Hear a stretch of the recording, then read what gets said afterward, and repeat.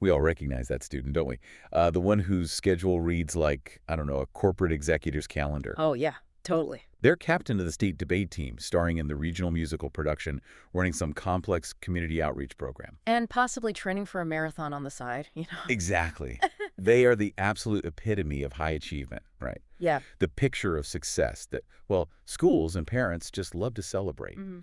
But, and this is the crucial part, beneath that really visible success, there is often a quiet, profound struggle going on. Yeah, a hidden cost. What happens when that incredibly positive engagement, that, raw, commendable drive, what happens when it tips over the line into harmful overload? Right. What happens when the active, highly motivated student starts sacrificing their fundamental academic mission for the prestige, the applause, all that stuff that comes with endless activity? It's a really dangerous paradox. It really is. It's easy to miss until it's, well, almost too late. And that imbalance, that journey from, thriving to just barely surviving, that's exactly what we are focusing on in this deep dive. Mhm. Our sources give us this really comprehensive, multi-layered analysis of this whole educational imbalance. We're calling it overinvolvement leading to academic neglect.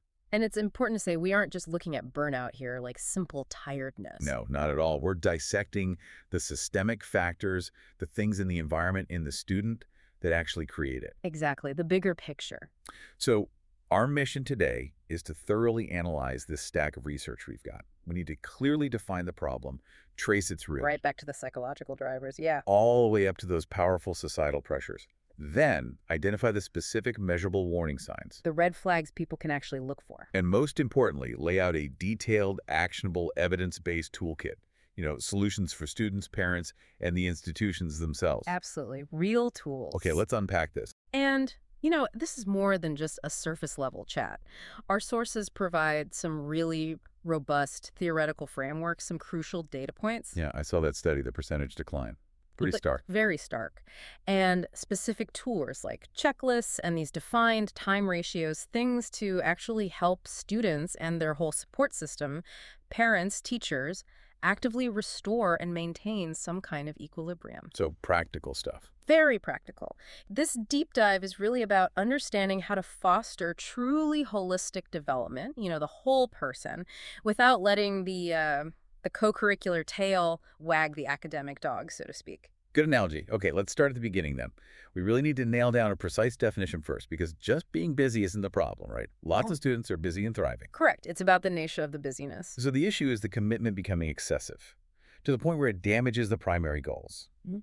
The research defines the problem as over-involvement in co-curricular activities. Mhm. And that happens when students devote, well, disproportionate and excessive time and energy to things like sports, clubs, cultural performances, competitions, social events, you name it. And the key result is a critical, unsustainable imbalance. It throws everything else off kilter. It's vital to frame this correctly, though. As you said, we have to acknowledge that co-curricular participation is fundamentally a good thing. Absolutely. It's designed to enhance creativity, instill leadership skills, build confidence, promote teamwork, all incredibly valuable stuff. It's a necessary component of a holistic education, right? The intended outcome is positive growth. That's the goal. No one sets out to neglect their studies. So where's the tipping point? When does good turn bad? The tipping point. That's when the commitment exceeds the available intellectual bandwidth and, crucially, the available time. And it happens without structured boundaries or sort of protective mechanisms in place. Like guardrails. Exactly like guardrails. And when that happens, the positive activity kind of metastasizes. It turns into academic neglect, chronic stress, and systemic time mismanagement. So it stops being enrichment. And starts being this obligation that just devours their most precious resource, focused study time. The real tragedy here, I think, lies in that disconnect between how things look on the outside and what's actually happening internally. Definitely. These students are often super motivated, really active. They get celebrated in school assemblies. Their achievements are all over the school website. They're the poster children, yeah. They look like they have it all together. Right.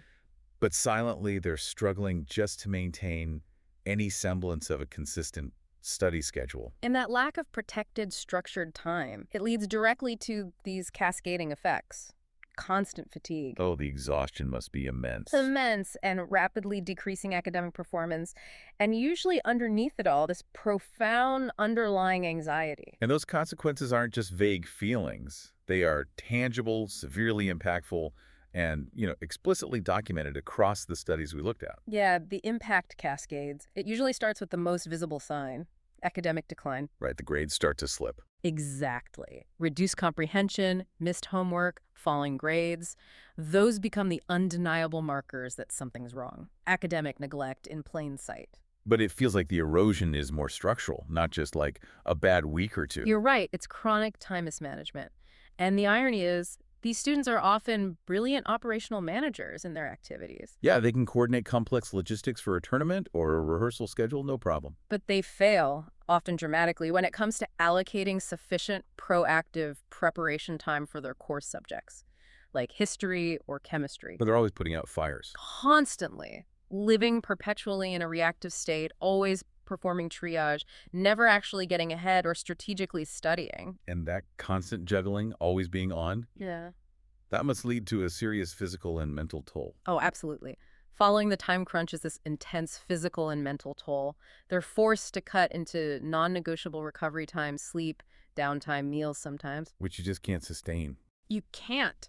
Stress, poor sleep hygiene, constant physical and mental exhaustion. It reduces their baseline concentration, limits their ability to do complex problem solving. And paradoxically, maybe, it even reduces the creativity and flair that the activities were supposed to promote in the first place. Exactly. It's a totally self-defeating spiral. And maybe the most insidious consequence, the one that really lingers, is the damage to their self-image. That reduced academic confidence. That's a big one. When a student consistently sees their grades slipping, even if they're killing it on the sports field or the stage, they start to internalize that academic failure. They begin to define themselves only by their visible, successful co-curricular roles. The star striker or the lead vocalist. And dismiss themselves as fundamentally non-academic. Which just damages their self-esteem because, at the end of the day, their primary role is being a student. Even while they're succeeding everywhere else, they feel like they're failing at the main job. This road often leads to, well, the final stage, doesn't it? Burnout and disinterest. Sadly, yes. Overload doesn't just result in being tired. It can cause a total loss of enthusiasm. They stop caring about their studies. And eventually, maybe even the activities they loved. Exactly. The very things they poured themselves into start to feel like hollow obligations. And all this general stress inevitably translates into strained relationships. Oh, yeah, conflicts start popping up. Frequently. Between the student and their teachers, who are obviously seeing the academic failure, and with their parents, who are, trying desperately to help them set priorities. Wow. So the student who starts out as the school's shining star ends up tired, anxious, feeling like an academic failure, and fighting with their support network. It's a serious, serious price to pay for a bulging resume or a trophy cabinet. Definitely. Understanding just how heavy those consequences are really forces us to ask the crucial question, why? Why does this imbalance happen, and why does it persist, especially among students who are clearly capable, often quite disciplined? Yeah, you'd think they'd manage it better. You would. Our research systematically categorizes the root causes into 3 interconnected areas that seem to operate simultaneously. We should start with the internal drivers, the personal stuff. Okay, let's analyze those personal and psychological factors, sort of the engine driving the student from within. It often starts innocently, right? With genuine overenthusiasm and passion. Absolutely. Students find greater immediate joy, maybe more concrete feedback, in mastering a performance or scoring a goal or winning a debate round. Than they do in mastering, say, a difficult calculus concept. Precisely. The feedback loop is tighter, the validation is quicker, so naturally they invest more time where they feel successful, appreciated, and frankly, happy. Makes sense. But then anxiety seems to creep in. It does. That initial joy gets quickly intertwined with anxiety. We observe a really strong element of fear of missing out, or FOMO. And this isn't just wanting to hang out with friends, right? No. This is more profound. It's an acute anxiety about losing opportunities, forfeiting potential recognition, maybe falling behind their peers who seem to be doing even more. This fear drives them to say yes to way too many commitments, even when their rational mind is screaming, you're already over capacity. And if they're already feeling successful in those other areas, like sports or music, they're probably far more likely to divert energy away from academics, especially if they're struggling there. Exactly. If a student is wrestling with low academic motivation, perhaps because they lack confidence in a challenging subject, or maybe they struggle with delayed gratification. Which academics often demand, right? The rewards can be abstract, far in the future. Very abstract, yeah. So they strategically gravitate toward areas like debate or music, where success feels more attainable. Mm. And the feedback that desire for social approval is instant, enthusiastic, and highly visible. Applause, trophies, recognition. It's like a reinforcing loop. A powerful one. That social validation acts almost like a drug, making that vicious cycle of prioritizing activities over academics just turn faster and faster. That connection you mentioned between the external validation and the internal anxiety, Yeah. that feels really crucial. It is. So if the internal engine is kind of designed to seek that quick approval, how does the system around them, the school environment, how does that facilitate this?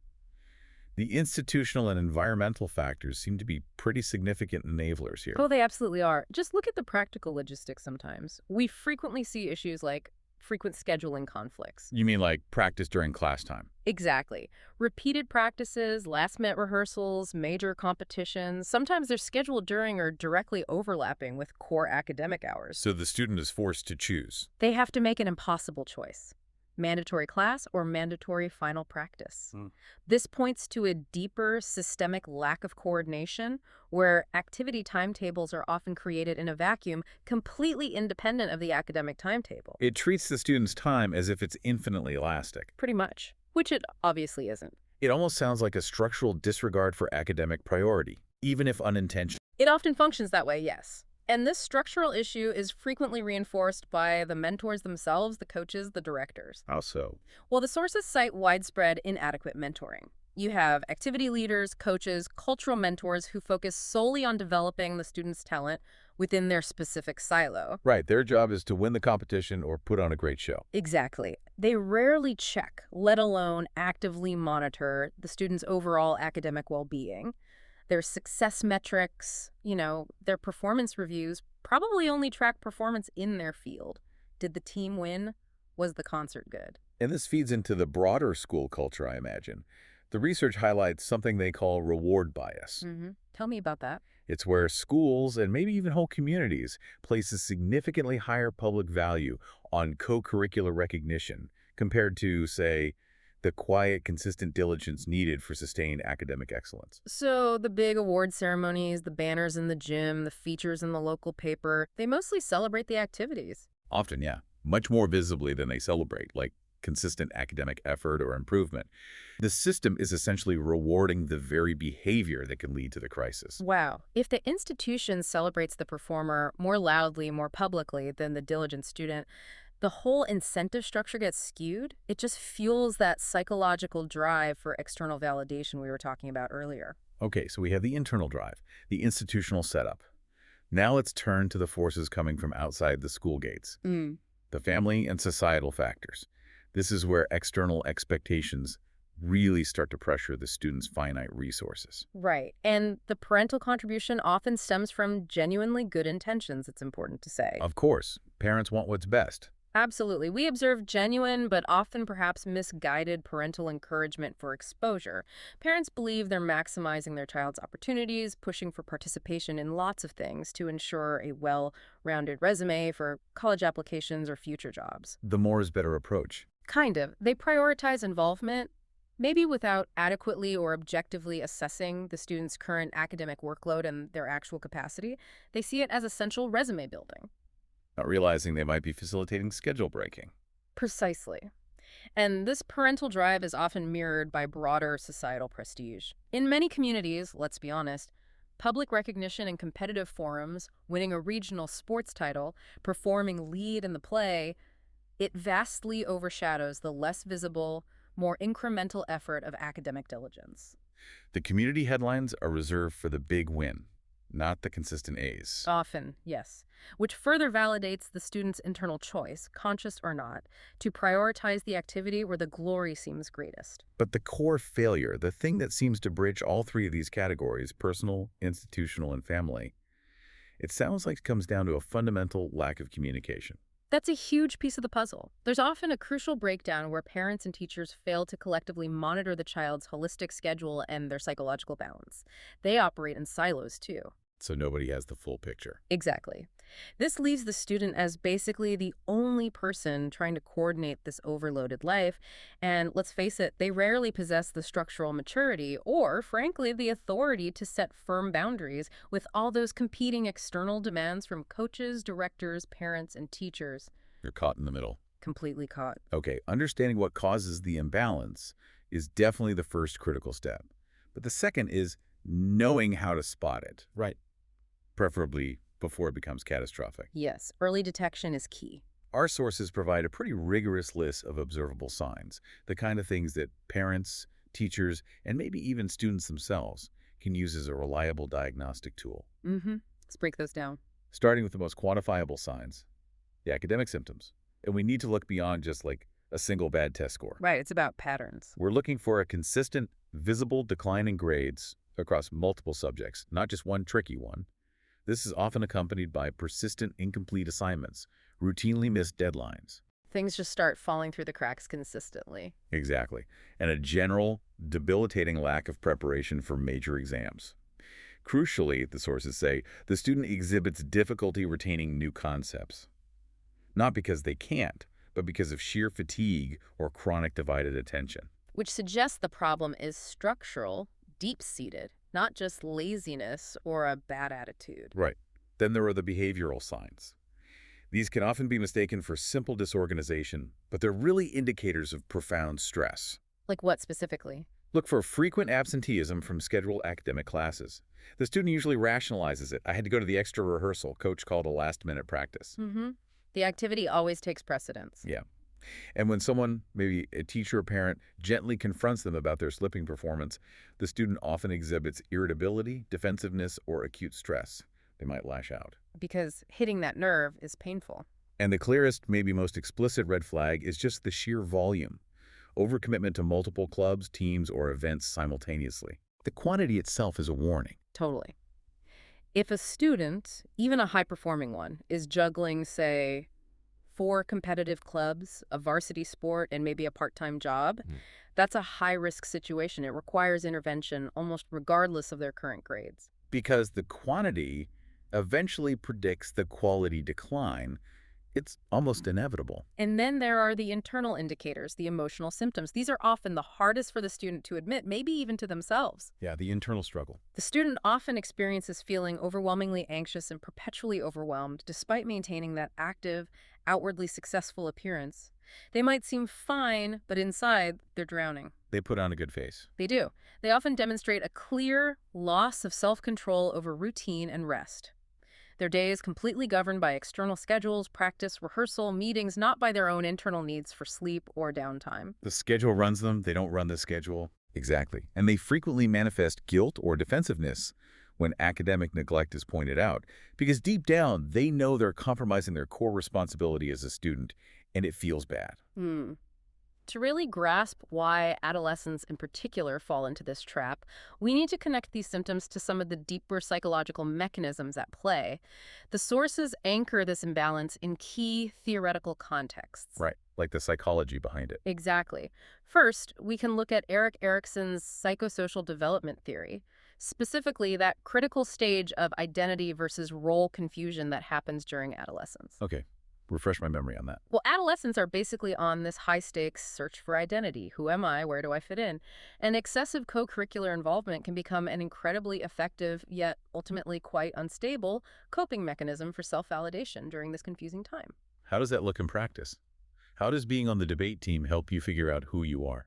Well, think about it. It's much easier, much more concrete to secure an identity like, I am the state champion debater, or I am the lead soprano in the musical, Than it is to grapple with the more abstract, long-term identity of, say, I am a successful student of humanities, or I'm developing critical thinking skills. Precisely. The co-curricular identity offers immediate, tangible validation.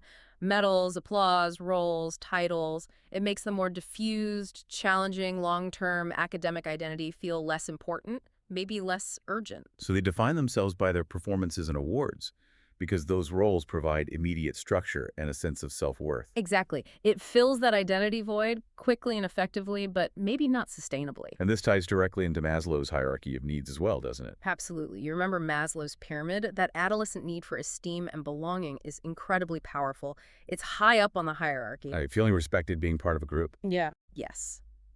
The recognition gained from high-level performance in activities places them high on the hierarchy of social status within their school, maybe even their community.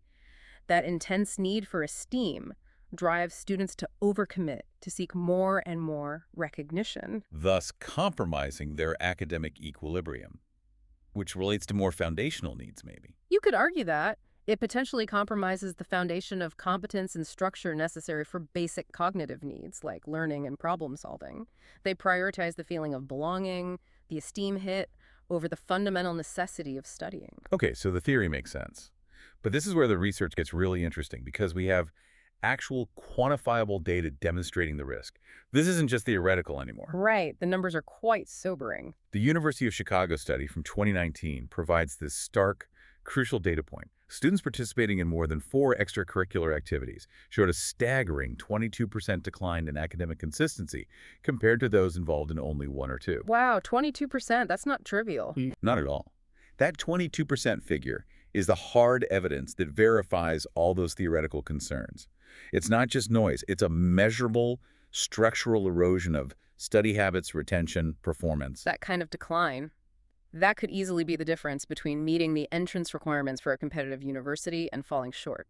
It really proves there's a quantitative limit to healthy engagement. More isn't always better. No, clearly not.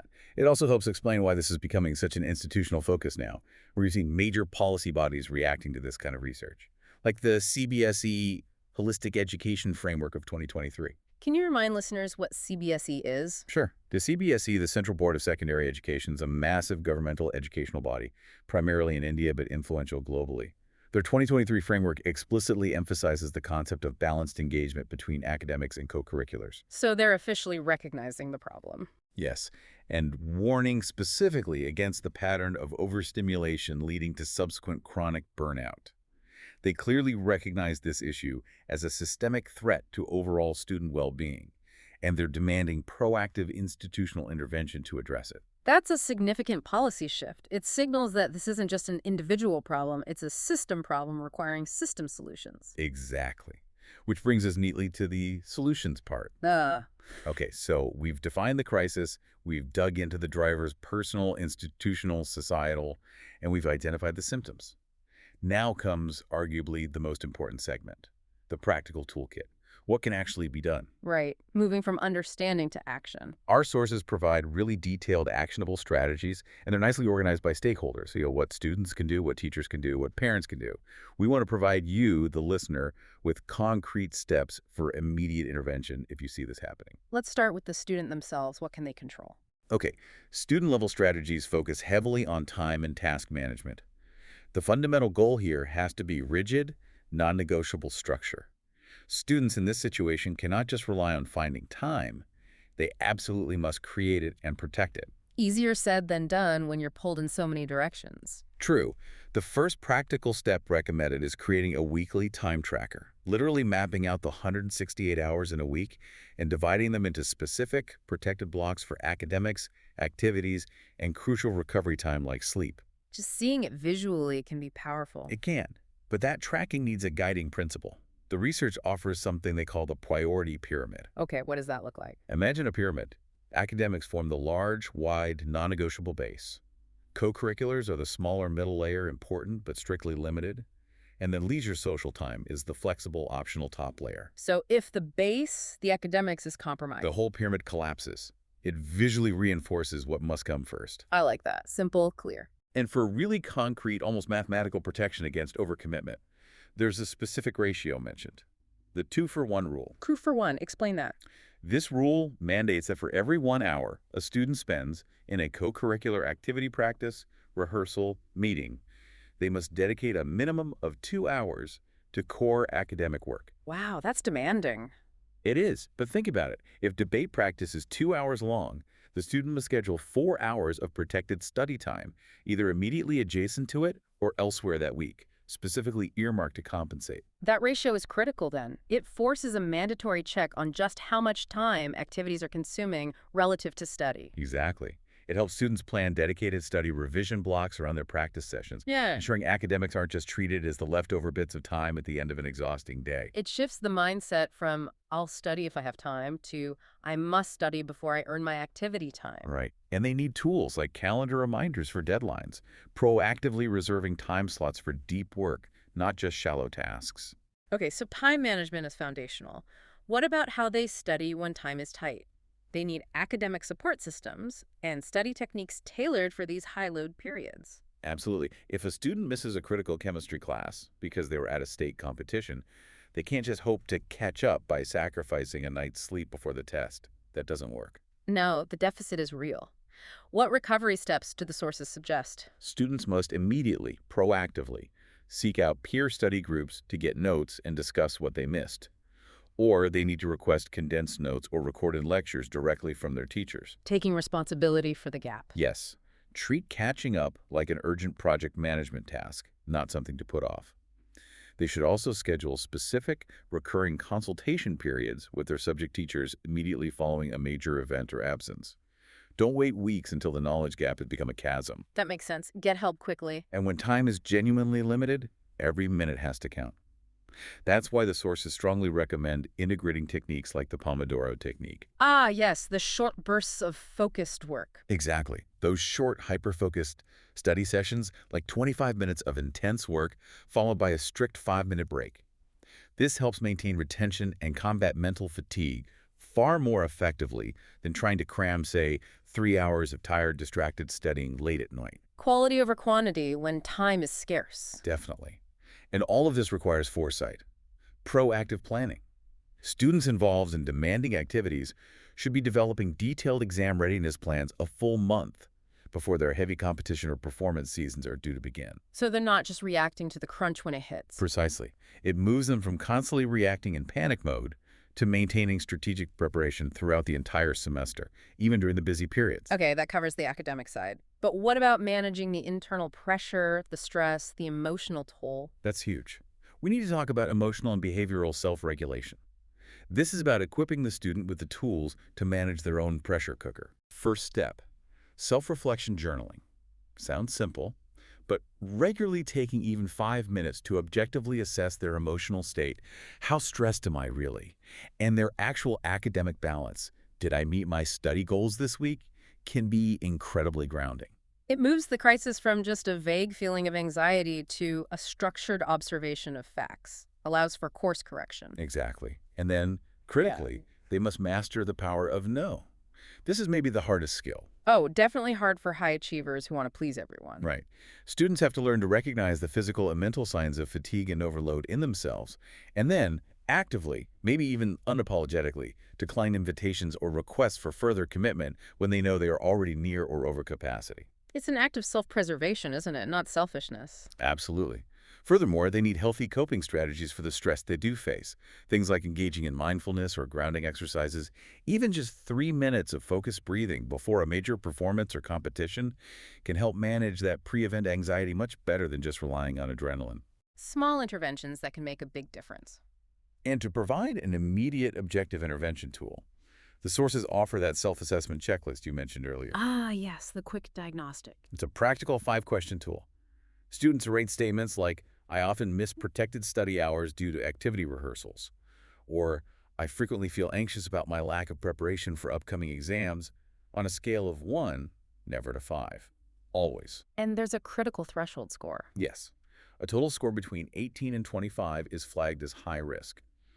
That range signals an imminent threat of serious burnout and academic failure, and it requires immediate mandated intervention by parents and teachers. So it's designed to catch the crisis when the student might still be outwardly functional but inwardly crumbling. Exactly. And finally, under self-regulation, they need strategies for positive reinforcement, actively celebrating their academic efforts and successes equally with their co-curricular achievements, and consciously avoiding that toxic comparison with high-performing peers who appear to manage even more. Because everyone's capacity is different. Precisely. Now, all these student strategies are vital, but the burden of fixing this imbalance can't rest solely on the student. They often lack the authority to change schedules or push back against powerful coaches or directors, Right, the system needs to support them. which means institutional and teacher-level measures are absolutely essential for real structural change. What can schools and teachers do? Teachers need training in intervention strategies.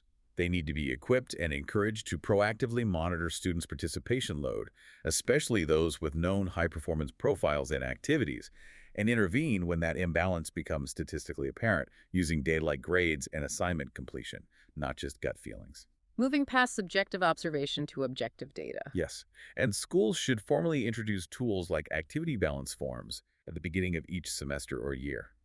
What would that entail? It's a form where the student, perhaps with a parent or advisor, quantitatively tracks the actual estimated hours per week they expect to spend in various activities versus core academics. It makes the invisible load visible to everyone involved: the student, the teacher, the parent, the coach. Creates accountability and transparency. Definitely. Institutional change also requires scheduling discipline. This is a big one. Major competitions, performance dates, intense rehearsal periods. They must be scheduled away from crucial examination periods like midterms and finals. Creating protected decompression zones. Exactly. Zones where students can focus entirely on academics without conflicting demands.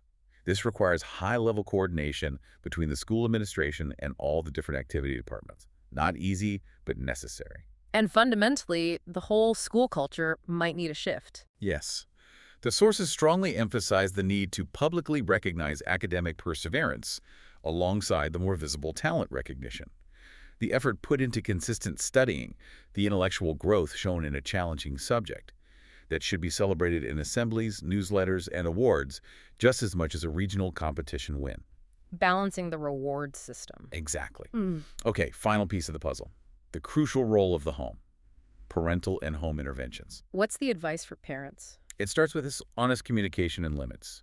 Parents need to initiate open, non-judgmental conversations with their kids about priorities, about academic goals, making it crystal clear that academic stability is the non-negotiable foundation. Setting the baseline expectation. Yes. And they should consider enforcing a strong structural limit, echoing that policy recommendation we heard earlier. Maybe limiting participation to 1-2 major time-intensive activities per term. That forces the student to make choices, to prioritize. It does. And it protects them from their own enthusiasm or FOMO, or even from external pressure. That limit clearly reinforces the core value message. Excellence in one area must not come at the cost of another. Powerful message. What about structure at home? Parents should establish a firm, predictable, non-negotiable family study hour policy. This could be a specific block of time, maybe 90 to 120 minutes every evening, that is sacrosanct, free from external engagements, sibling interruptions, phones, TV, ensuring the time for deep academic work is protected by the family unit itself. Creating a supportive study environment. Exactly. And perhaps the most vital intervention for parents. They should always coordinate with teachers and academic advisors before approving participation in any additional time-intensive activities. Closing that communication gap we talked about earlier. Precisely. Parents need to become active partners in monitoring their child's holistic schedule, using the school's academic data, like grades and attendance, to inform their decisions, and being prepared to veto potential overcommitments before they even start. Being the gatekeeper when necessary. Yes, being the informed gatekeeper. #tag outro. So this deep dive has really provided, I think, a clear roadmap. We went from defining overinvolvement, that tricky point where positive engagement crosses over into harmful neglect, That tipping point. through its systemic causes, looking Yeah. at the individual, the institution, society. We recognized its profound symptoms, academic and emotional. And importantly, landed on a multi-level action plan with specific roles for students, teachers, and parents, a whole ecosystem approach. Exactly. And the core takeaway, the message that really comes through across all the research we analyzed, is that balance isn't just some soft, fuzzy concept. It is the true hallmark of sustained success. Yeah, sustained is the key word there. Co-curricular involvement is undeniably vital for holistic development, for becoming a well-rounded person. Yeah. But without discipline structure, without objective monitoring, without protective boundaries, it will silently sabotage the very academic foundation it's supposed to supplement. It requires conscious management, not just enthusiasm. So what does all this mean for you, whether you're a student listening, a parent, an educator? I think it means that true excellence lies not in just constant frantic activity. Not just being busy for busy's sake. Right. But in purposeful, disciplined engagement. It's about developing the wisdom, maybe the maturity, to know when to enthusiastically participate, yes, but also when to take essential rest, and critically, when to dedicate and fiercely protect that time needed to study. That mastery, aligning your passion with discipline and having the courage to say no sometimes, even to a good opportunity, because you need to protect the time required for your core mission. That feels like the real key. That's the key to balanced living, isn't it? And achieving not just fleeting success, but sustained well-being over the long term. El sub. Absolutely. Until next time.